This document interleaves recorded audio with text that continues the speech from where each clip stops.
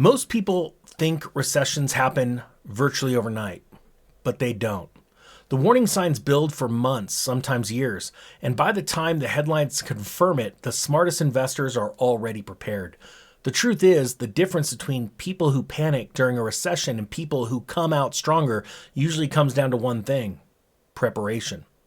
So today, let's talk about going to walk through a simple 30-day recession plan, step by step, that can help you stabilize your finances, protect your income, and position yourself for opportunities when the economy starts to slow down.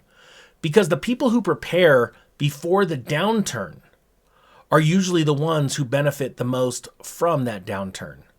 So let's start with something most people ignore until it's too late: cash. The first step in a recession-ready plan is building what I call financial breathing room. During economic slowdowns, the biggest risk most people face isn't the stock market falling, it's losing income. Companies cut costs, hiring slows, layoffs begin. And when that happens, people without cash reserves are forced to make desperate financial decisions. That's why the first 7 days of this plan focus on liquidity. Start by calculating exactly how much money you spend each month on essentials, not entertainment, not subscriptions, just the basics: housing, food, utilities, transportation. This number becomes your survival budget. Your goal is to build at least 3 to 6 months of that number in cash reserves. If you already have an emergency fund, great. If you don't, this is the first priority, because cash gives you options when the economy gets unpredictable. Now, once you've established your baseline spending, the next step is something that can dramatically extend your financial runway during a downturn: reducing unnecessary expenses. And this is where most people discover they have more control than they thought. During the second week of the plan, go through your bank statements from the last 3 months. Look for subscriptions, services, or purchases that don't actually improve your daily life: streaming services, unused memberships, impulse spending. Even small reductions can add up quickly. If you cut $200 in monthly spending, that's $2,400 per year staying in your pocket. And during a recession, cash flow matters more than ever. But here's something many financial guides leave out. Preparing for a recession isn't just about cutting back. It's also about strengthening your income. During week 3, focus on increasing income stability. Ask yourself, how secure is your current job?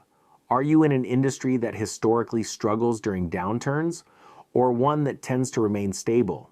Healthcare, infrastructure, energy, and essential services tend to remain more resilient during economic slowdowns. If your industry is cyclical, this is the time to start preparing backup options. That could mean learning new skills, building freelance income, or developing side projects that can generate cash if your primary income slows down. Because one of the biggest advantages you can have during uncertain times is multiple. Hey, real quick, I want to take a quick break and throw this idea out. If you would like to take advantage of the coming crisis in real estate, I put together a package of 4 courses. The Real Estate Crash Course that shows you the cycles of real estate, what to do during a bear market, how to sell the properties, and so much more. The link's down below if you want to take advantage of buying all 4 courses for a crazy price. Now, back to the video. Income streams.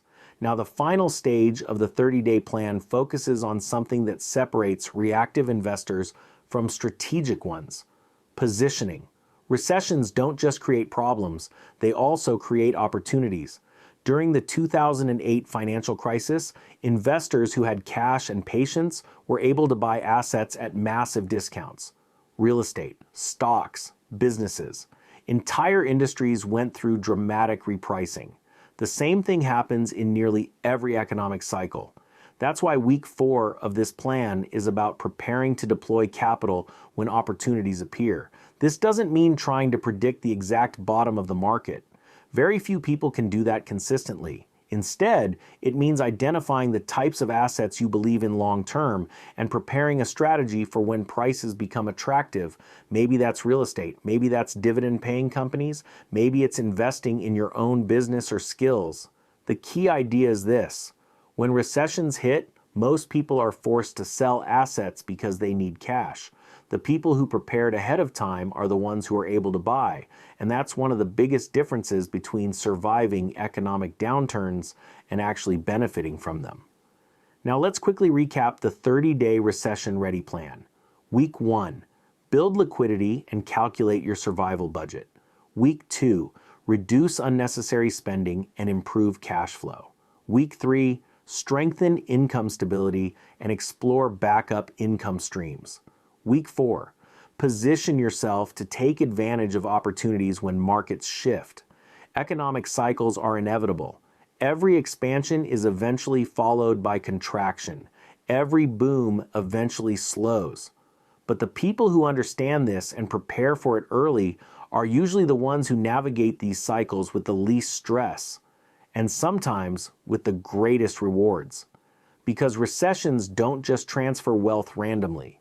They tend to transfer wealth from the unprepared to the prepared. And if you take the time to build a plan before the downturn, you're already ahead of most people. If you found this breakdown helpful and want more content about how economic cycles actually work and how to prepare for them, consider subscribing.